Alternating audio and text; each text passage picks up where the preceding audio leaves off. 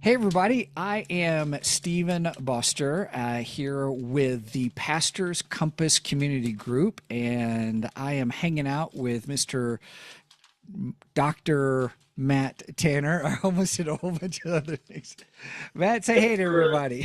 Mr. Dr. Hey You. Yeah, I'm Dr. Right. Matt Tanner. I'm author of The Wounded Pastor, and great to be with everybody. I'm excited to hear from our guests this afternoon. Yes, and so everybody, we were joking just before we went on that this is the most right Reverend Dr. Mr. Steve Warmer with us today. The bishop of every foreign land you've never heard of.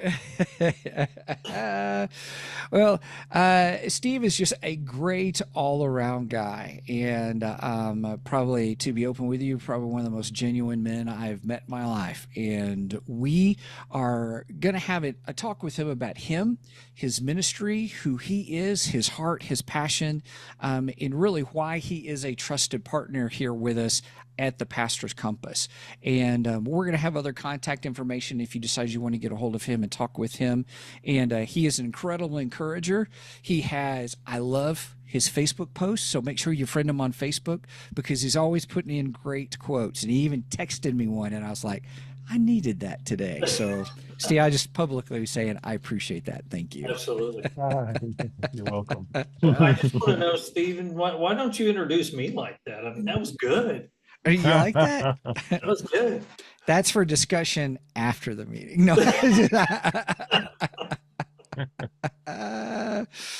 All right. Well, Steve, why don't you first talk about who you are? Just introduce who you are, and talk a little bit about just your life and ministry, and then I want us to talk about really where you're serving now and all that you're doing.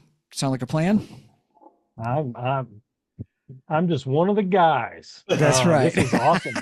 I'm really honored to be with you guys. I've gotten to know you both over the last, I don't know, 12, 18 months, maybe a little longer with Matt. Yeah. I'm trying to recall, but love this ministry. Love how you're trying to help leaders that have been through painful experiences. And so just thank you for having me on. Yeah, I'll just tell you a little bit about me. Been married for 28 years. I'm a blessed man. I've got three children. You can pray for me. They're all teenagers this year. The youngest became 13, so I've got 17, 15, and 13, and my grocery bill is reflecting that fact. But no, they're blessings for sure. So I've been in church leadership. I guess from a formal standpoint, going on 15 years now, three different churches, two of them full time. One, we got our feet wet in Alabama, and then we went into the full time ministry for several years in Central Illinois. And we're native Tennesseans. We were converted in Nashville, Tennessee. Nashville was our home for close to 30 years. Both of us, Rebecca, my wife, even a little longer than that. Mm. And so after being in Illinois for several years and enduring those winters, we were thrilled when God said, I'm going to move you back to Tennessee. But typical of God and his sense of humor, he says, but you're not going back to Nashville where you know everybody. You're going to go to Memphis. You're going to go to another city.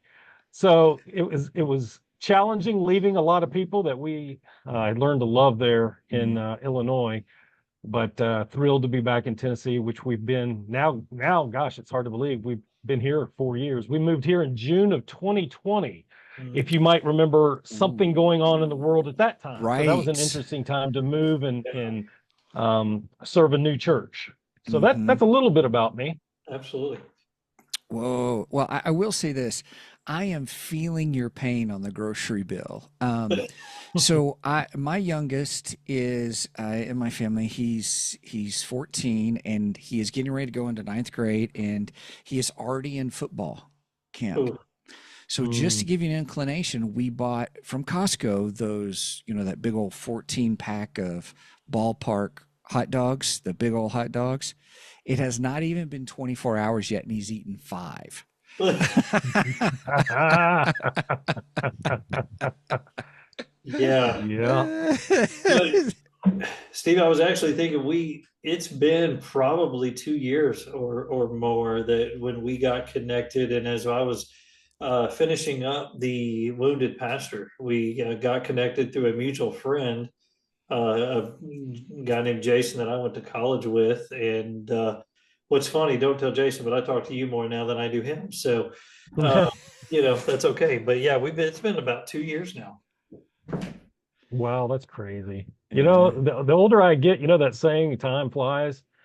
Um, when you're having fun, when you get old, it just flies, period. It It just just flies. flies. Yeah. Whether I you're having fun or not, it just flies. I Yeah. had a good friend of mine who I discipled for a good year, and he said he was older, and he said, Stephen, he goes, this is my theory of relativity. He goes, when you're young, your whole entire lifespan, let's say, is 1 year, so that is a lifetime. But as you get older, it doesn't seem as long because you have a different time frame understanding of how long you've been around. So if it's 10 years, 10 years is a lifetime. And Mm. so that's why every year seems to get faster because it's going against your whole lifespan. So when you get 50, 50 is, saying how old I am kind of a thing, but just saying that, yes, 1 year is totally different. It's small compared to someone who's been around 10 years. That's 10% of the life is 1 year, but when you're 50, it's like two, Yeah, so. I'm just sitting over here, can't remember what I did yesterday, so I'm just. Well, Matt, in your case, I think that's a different story. No, Sorry, I couldn't resist. Sorry, I've you already opened the been beat door. up on today. I got told I need bifocals. Okay, so I'm already hurting over here. So let's get back to talking about Steve. So That's right. That's right. Well, Steve, let me ask you this. So tell us about the ministry that you're involved with right now. So, in addition to my church responsibilities, Mm-hmm. my wife and I, a few years ago, got involved in a nonprofit organization that we call Hurt to Hope. And it's really a ministry that helps folks process their unprocessed emotions. Mm. So, when you think about unforgiveness, bitterness, anxiety, grief, disappointment, relationship challenges. I mean, I could go on and on, but there's kind of a sampling. Those are I important. think Yeah, well, they're big things, right? they are. I think most of us would acknowledge at one point in time or another, maybe even presently, I'm dealing with some stuff in my heart, some stuff that I can't quite process in a godly, healthy way. Mm-hmm. And so we have a program that's obviously faith-based that we teach people in a workshop setting. It's very flexible. It can be done for married couples. It can be done for individuals. It can be done for churches. It can be done for ministers. Okay. It can be done in a small group setting. It's very flexible. But what it is 10 hours of work, and we teach a lot, but also the participants do a lot of work in between those foundational teachings. Ooh. And we have found that the teachings, the content's really, really good, but it's that healing work that they're doing in between the segments that is really where you see God's Spirit do some amazing work. And so the program's been around for about 25 years. My wife and I have been involved with it for about 7, but increasingly the last couple of years to where now we're the day-to-day leaders of the organization. So we really want to see it expand into churches and to other entities, but we also recognize that getting a church to go through it is probably going to mean the minister has to see the value in it, and they're likely to need to go through it for themselves. Mm-hmm. Matter of fact, a good friend of mine that's a minister of a church in Florida, he brought us in there to do a workshop for his church a couple years ago, and he thought he was just bringing it in there for his church, and he is on actual testimony. It's on video saying, "I thought I was bringing this in for my church. What I didn't know was how much I really needed it myself." Mm. Mm. That oh makes me nervous to bring it to our church. I'm just kidding. I'm teasing because I know I've got baggage. I'm just saying. Well, that leads We me all do. that just leads me to kind of exploratory question for you. How important it is for ministers to go through that period of healing. I mean, because that's what the pastor's compass is all about, is finding a place to heal and to process what they're going through. How important it is it for a pastor to heal, or at least start the process of dealing with some of those things before he steps into a new ministry? I think it's vital. If you're listening today and you've got a thriving ministry and you've got a well balance between your family life, your personal life, and the ministry, and you're hitting on all cylinders, then this probably isn't the message for you. Not that we want to turn you off from listening, but it's been my experience, and I'd love to hear your thoughts on this. It's been my experience that there are a ton of ministers that are running wide open. They're expected to be not only the ministers, but they're expected to be the CEO. They're expected to work 25/8, meaning 25 hours a day, 8 days a week. Mm-hmm. They're expected to make the decision from everything from how short to cut the grass to the paint color of the new carpet. And I know that sounds funny, but it's real. It's And real. it's exhausting for the minister, because what do any of that have to do with sharing the gospel and equipping the saints, which is our primary role? And a lot of I'm going to assume also there's some folks listening where they're the only employee on the staff, especially if it's a smaller or even a mid-sized church, depending on the budget. And I know a minister right now that's just about to come off his sabbatical, and he's been in the ministry for, I think, 21, 22 years, and it's his first one. Wow. And I think there's a lot of folks in that scenario. I've been in ministry, like I said, 14, 15 years, and I've not had a sabbatical. So I think there's a lot of people toast right now. And I don't know if I'm answering your question, Matt, but to transition from one ministry to another, and all we're going to do is take that baggage, and we've all got it, by the way. We're going to take it with us just over our shoulder. It'd be a great lesson to see preached on, right? Or maybe you've done one or had someone that's preached on it. Yeah. Worry, anxiety, guilt, shame. Think about running your race with all that heavy stuff. We're not going to be able to run it very continuously and very effectively until we're able to ditch that stuff. There was two things I've heard you mention that are really appealing. One is, it's what Hurt to Hope does is, it's not a, hey, let's give you, number one, is not this information dissemination and here you go, be fed, be well, and off on your own. But it sounds like, it is truly a workshop as part of that. And so do you find that you've got people who struggle getting through it, or do you feel like that people are like, I'm finding a sense of light at the end of the tunnel as I work through this? Great question. So what we've learned to do is, when people are coming into the workshop, we're getting them all set, and this can be done virtually or in person. Okay.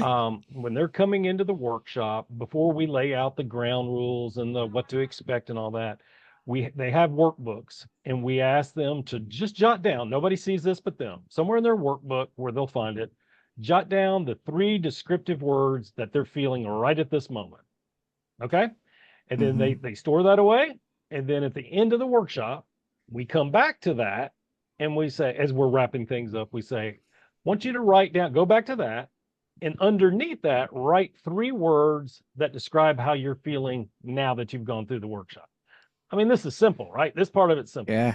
But it is amazing, well, the compare and contrast that you get. That's my question number 2. Oh, this go. You got it. Go.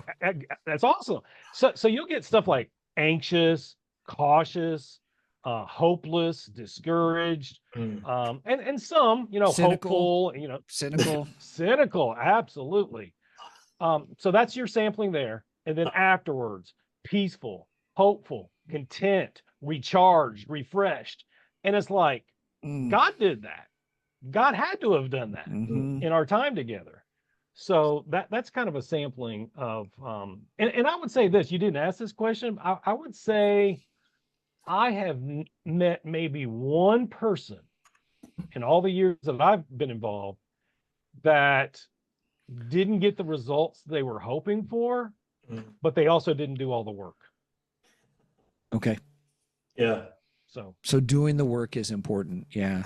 mhm. Gosh, I'm a little touched. If you guys can see, my eyes are a little glossy because my second question was I was going to ask you, what do people say before and what do people say after? So that was totally 100% God thing that you just rolled right into it. Yeah. So because I think that's the thing is um, there are now I can now that whole hurt to hope title really speaks to me even more now because I'm like, this is where you are before. Come, let us work with you. Let's guide you. Let's help you along this process. Yes, we still have to do our part. We still have to do the work on our own, but we are going to come out so much better on the other side than we were when we went in. That's that's Yeah. that's that's powerful.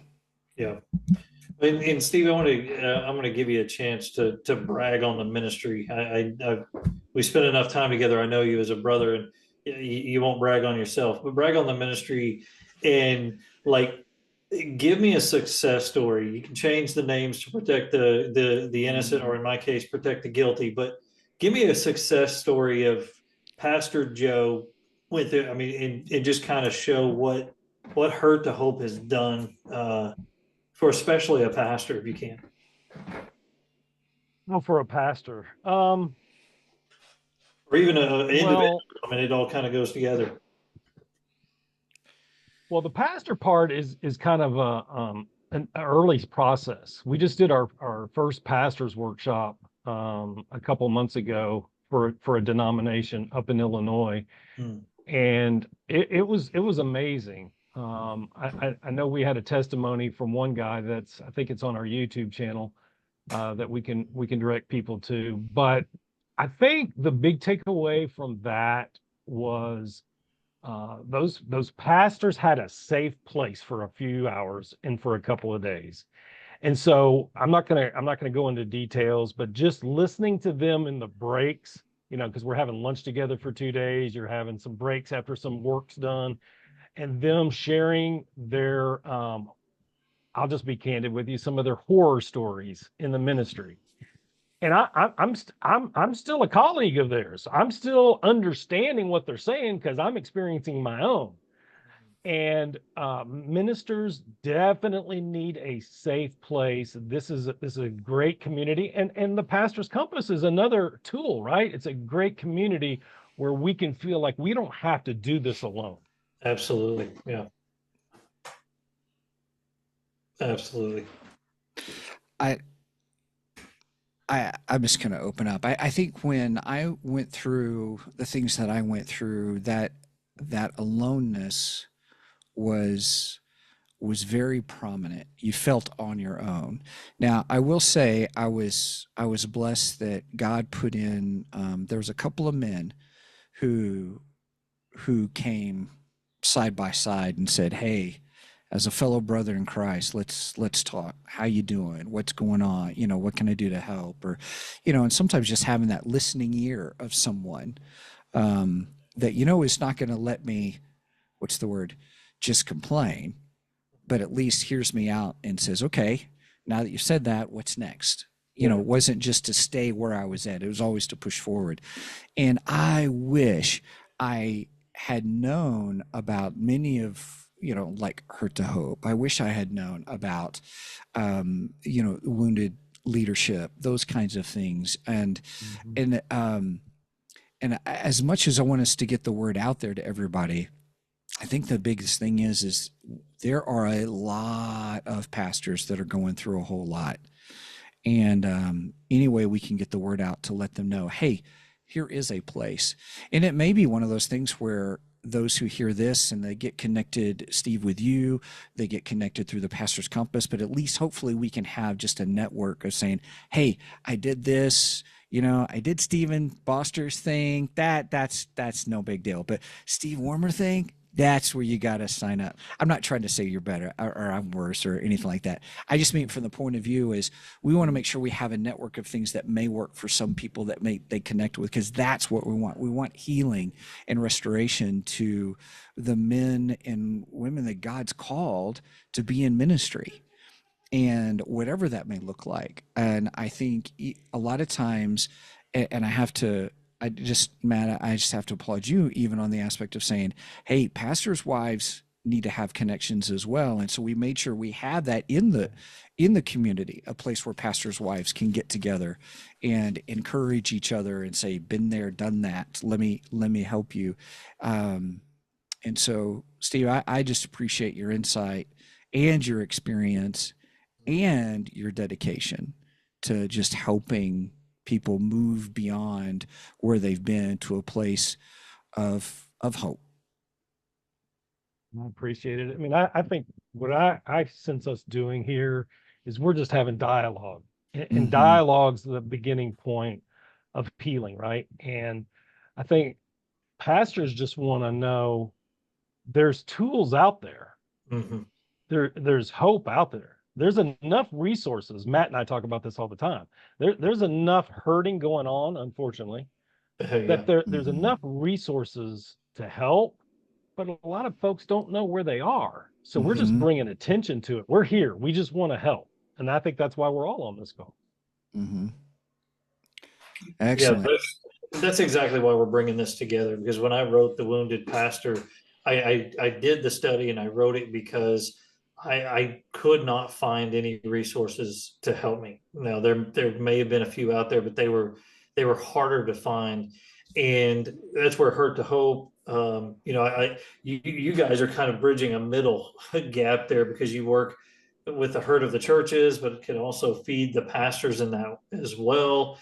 And you talk about one of the things you said is having the conversation. When I talk about counseling, because part of my ministry is a counseling ministry, the hardest meeting to get people to sign up for is the first one.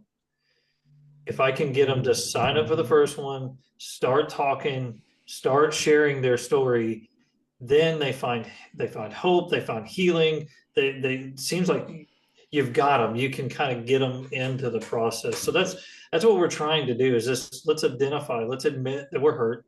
Let's admit that we need help. And here is the buffet of resources for you to choose from, and pick which one works the best for you. So that's really what we're trying to do with this here. Yep. That's great. All right, everybody. Well, we are wrapping up here with just our quick discussion with Steve about him, his ministry, and just just another avenue and opportunity for you to find more healing. And we're here to along the way with you. We've been there, done that, been run over by the church bus backwards and forwards, and so we are all here to say, one, you're not alone, and two, we are here to help. So, So, Steve, one thing I want to ask you, somebody's watching this video because we're going to put it on the Pastor's Compass and put it out there. Something resonates with what you said on Hurt to Hope. I know we're going to put some links on there for you, but how do they get a hold of you, and how do they connect with Hurt to Hope and tap into some of the resources that you guys have? I would say the two best things to do would be go to www, all lowercase, hurt, the number two, hope.org, hurttohope.org. Check that out. There's some videos on there for ministers. There's some videos on there for churches. There's some videos on there just if you're an individual that's going through a tough time. It's got a lot of resources on there. Also, there's my email is the best way to get a hold of me, and that is steve.wormer, WORMER, at hurt2hope.org. Those are the two best ways. If those are watching the video, there's a reason that we put Hurt to Hope as our trusted partners, because Steve, we believe in what you're doing. Love you as a brother. I've looked at your stuff. It's solid biblical stuff, and I know it's going to help somebody on this platform. So I'm excited about what God is doing through you and Hurt to Hope. Thank you. I'm just glad to be a partner with you guys. You guys are doing great work. Keep it up. Will do. All right. Thank you, everybody. We look forward to seeing you next time here on the community. All right. See ya.